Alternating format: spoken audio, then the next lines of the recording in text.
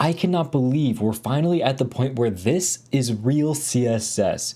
In this video, I'm going to be talking about how you can use nesting in your own CSS and all the different pitfalls you need to watch out for. Welcome back to Web Dev Simplified. My name's Kyle and my job is to simplify the web for you so you can start building your dream project sooner.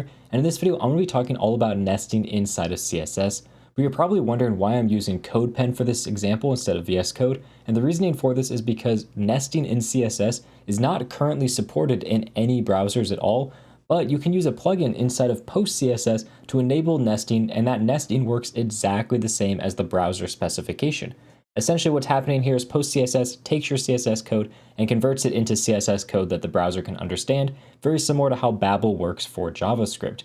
And this is different than like Sass or Less, because Sass and Less are like their own language, and they have their own nesting syntax that is completely separate from the browser, while PostCSS, all of these presets that I have here are just built-in browser functionality that maybe is not there yet, but they've converted your CSS to the CSS that the browser can understand, just like Babel is.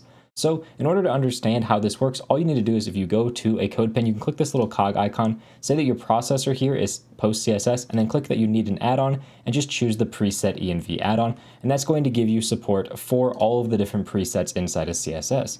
Now, if we wanted to use nesting specifically, I'll show you how that works. So up here, we have some very basic HTML. We have an article with a couple p tags and an a tag. And let's say I want to style something on my article, so I can come down here and say that my article, I want to have, let's say, a background color of red. There we go. So now if I say that, you can see that this background color has changed to red. Now let's say that I also want to change what my p tag looks only inside of that article. Well, what I can do normally would be something like article followed by p, and then I could say color is green, for example, and that changes my text color to green. That's really ugly. Let's just do like white, for example. That'll look a little bit better, not quite as ugly. And you can see that now my text has changed to white, but I've duplicated this article selector right here. It's kind of a pain. I don't want to do this. So instead you can use nesting.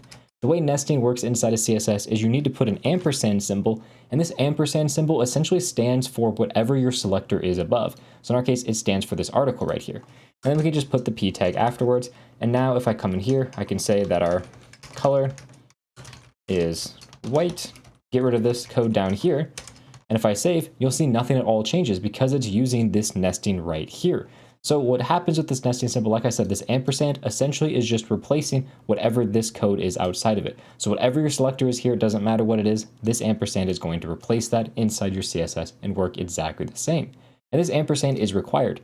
If you're used to something like Sass or Less, you can write code like this and it'll work just fine. It'll automatically imply the ampersand, but as you can see here, our text color does not change. And that's because with CSS nesting, you need this ampersand, otherwise it will not work. And you can nest as many levels deep as you want. Let's say I want to get the anchor tag inside of a paragraph. Well, I could come in here, ampersand, anchor tag, and I could say here that my color is, let's just do purple. Actually, I don't even know if that's CSS. Okay, yeah, it is a CSS color, but let's change it to something a little bit easier to see. We'll do maybe gray. And now if I save, you can see that this link right here has changed to gray. And now that I have 3 different levels of nesting. Now, when you do write nested CSS like this, it's best not to have too many different layers of nesting because it can get kind of confusing to follow. But having really small amounts of nesting is really nice because it makes it easy to write your code, especially when you have complex selectors and you don't want to have to constantly repeat those selectors everywhere. Having a little bit of nesting can make your code a little bit easier and nicer to read.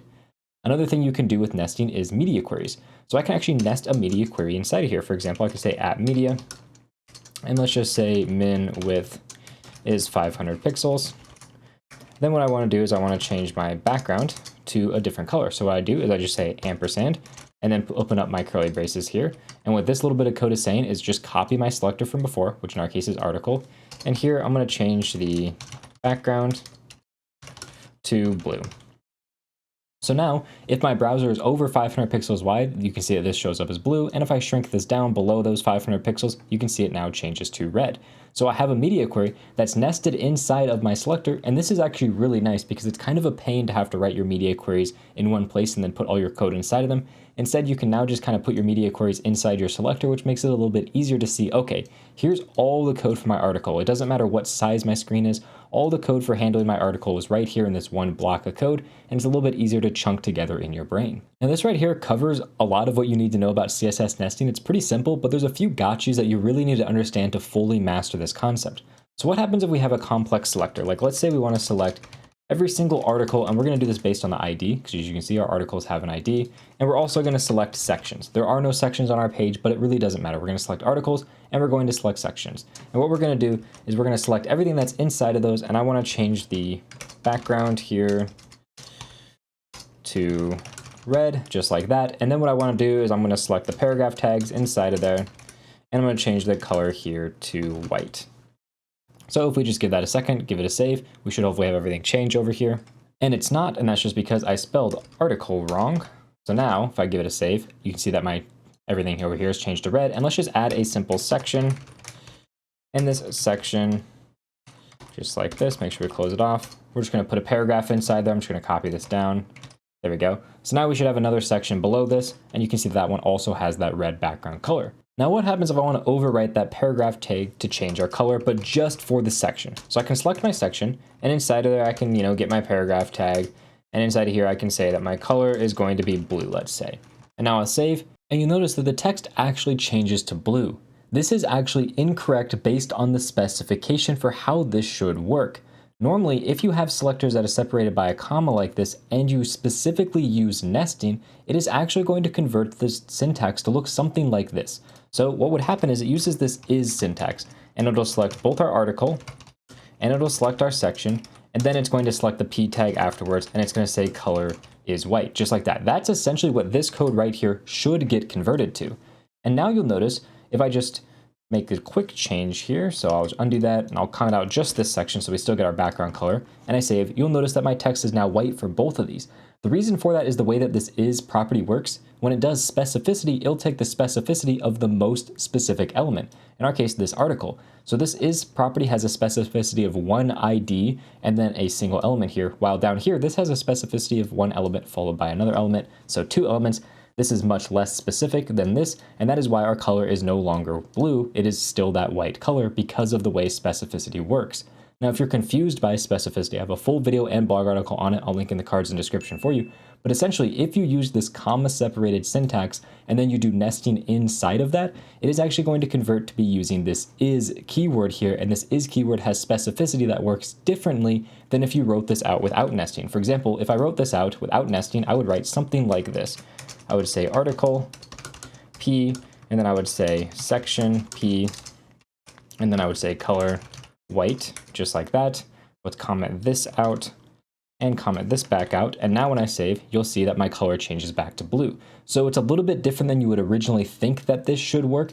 And this is something that this post CSS plugin is not doing quite correctly. Just know if you deal with these comma separated properties like this, it's going to use the is property. So your specificity may be different than you expect. Now, another interesting thing to consider, let's just get rid of pretty much all of this code here. So we can kind of start with a fresh slate. And what we're going to do is we're going to select our article, and inside of that article, let's just say background red, select the p tag, and the color is going to be white, just like that, what we had essentially at the beginning. Let me just make sure I put this ampersand in so that this is going to work properly. Now, what happens if I wanted to do my nesting a little bit differently? What if what I wanted to do is I wanted to say whenever a p is inside of an article, so I did this, like p is going to have a color of red by default. And then if a p is inside of an article, so I would say p inside, or I'm sorry, article, ampersand, then I want to change the color to red, or let's do black. No, let's do blue. There we go. Blue. And we're going to get rid of this code right here. So what I'm saying right here with this code is I'm saying, okay, I have a paragraph, and I'm going to change the color to red by default. You can see our text is red.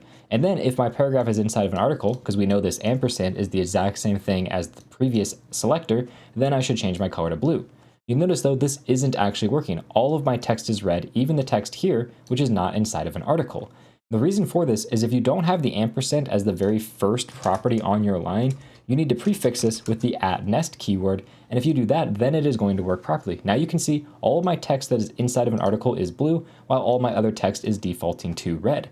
So if you need to use the ampersand to select the parent selector, in our case, the p tag here, then you need to make sure you put @nest at the beginning if that ampersand is not at the start of your line. This again works differently than how CSS nesting works in things like Sass or less, so it's important to understand how this works. Now, the very final thing I want to talk about is going to be a big gotcha with CSS nesting that you might run into. Let's go back to what we had before, article, and we're going to have our ampersand p with the color of blue, just like that. Let me just get some formatting on that. There we go. So now we've changed our text to blue inside of our articles. And then let's say down here, we want to change our background to red to change our article background to red. Now, if I do this, you will notice that this is technically going to work with the Post CSS plugin, but in normal CSS, once this actually rolls out, this background property and any other property that you define after your nesting is not actually going to apply. So in normal real CSS, once this gets rolled out to the browser, everything after your first little bit of nesting here is going to be as if it never even existed at all. So once you move over to real CSS and this is working in the browser 100%, just know that any code you put here like this is just not going to apply. And that's something to keep in mind because it may be common to write your code like this, but it's not going to work. So you need to move this selector up to here above your nesting, and then everything will work just fine. I cannot wait for this to officially be supported in browsers, but I'm really glad we have Post CSS to be able to use this before it's even browser ready. Now, if you want to check out any more cutting CSS features, I'm going to have videos on those linked right over here. And with that said, thank you very much for watching and have a good day.